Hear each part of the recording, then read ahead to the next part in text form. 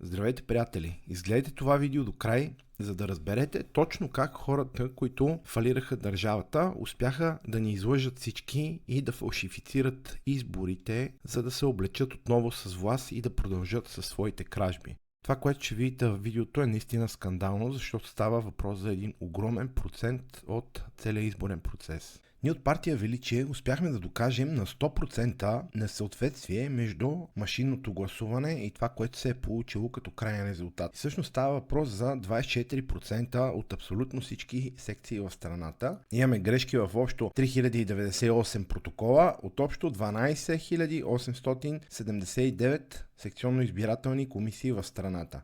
А обърнете внимание, имаме 1589 гласа, които машините не са принтирали, но фигурират в протоколите, и имаме 10524 гласа, които машините са принтирали, но не фигурират в протоколите. Виждате, че при партия Величие, при положение, че имаме нужда само от 21 гласа, за да бъдем парламентарно представени, всъщност ние имаме 390 само от машините и само доказаните.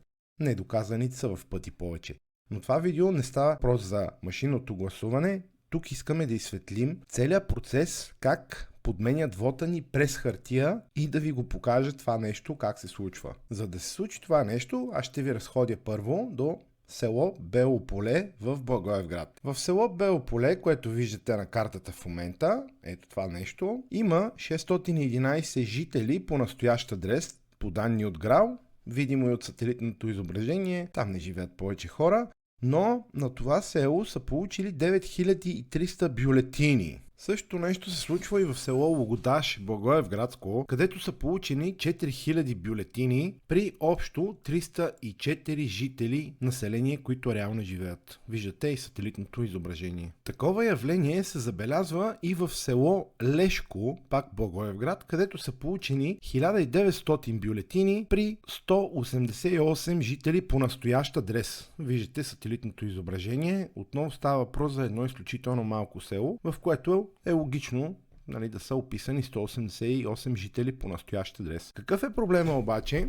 Когато сметнем в цялата страна разликата между населението по ГРАО и бюлетините, които са получени, се установява, че са получени 220 000 бюлетини повече в такива населени места. Отделно, наше проучване доказа съществуването на 1 207 330 мъртви души на територията на цялата страна, като може да забележите в тази графа областите, в които има, така да кажем, население, което има право на глас, но не се е възползвало. Става въпрос за един огромен скандал. Това, което предполагаме на база данните, всъщност това, което предполагахме и за което вече имаме абсолютно и безспорно доказателство, е това, че въпросните получени бюлетини по населените места, където хората не ги използват, се прехвърлят към населени места, където хората ги използват. След допълнителна проверка от наша страна, ние забелязахме един доста интересен шаблон, в който имаме по 290-300% гласували спрямо населението по настоящ адрес от ГРАО. Винаги се забелязва, че това са едни малки села, в които местното население е малко, но пък гласувалите са доста. Това ни накара да се замислим откъде всъщност как може да се случи този процес. Това, до което стигнахме, е, че бюлетините, които ги има в местата, които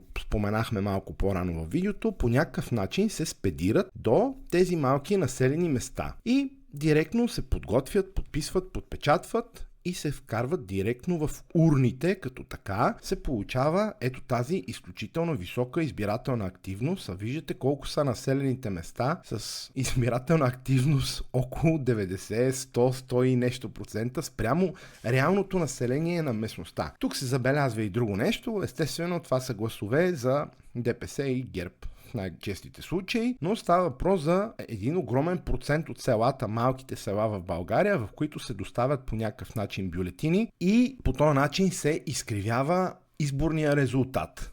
Това до вчера беше недоказано твърдение, но в следващото видео вие ще видите как член на секционна избирателна комисия успява пред камерата да къса отрязъците на бюлетините, което доказва всъщност, че тези бюлетини са допълнително поставени в кутията.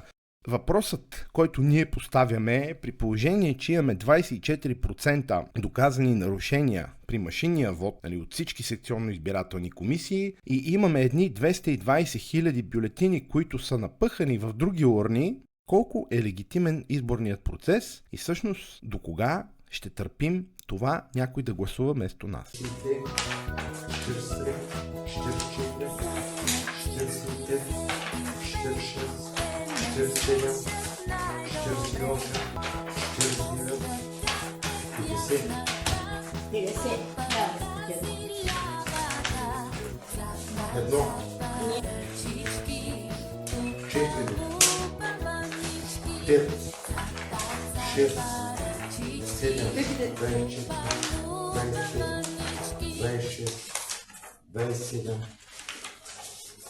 28. Това, което предлагаме ние от партия Величие, е да бъде изготвен и съставен един електронен публичен регистър, в който ние като граждани ще можем да проверяваме дали сме гласували. Според нас това нещо, ако се направи по конкретен начин, това според нас ще намали фалшификацията на машинния и хартиения вод с 95%.